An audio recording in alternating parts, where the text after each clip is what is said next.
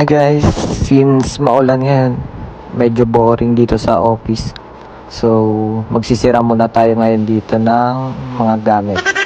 So, bali meron tayo dito laptop na Lenovo IdeaPad Slim 1.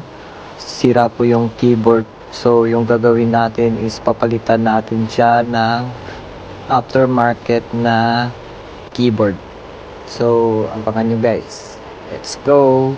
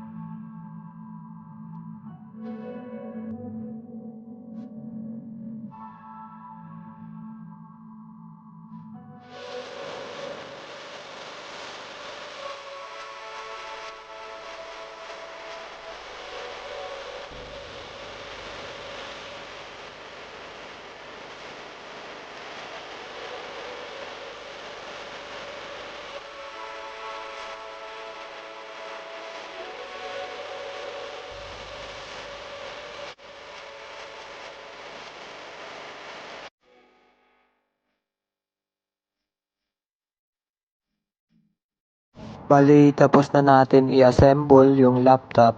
So, yung gagawin natin ngayon is iti-test natin yung bawat key ng keyboard kung gumagana.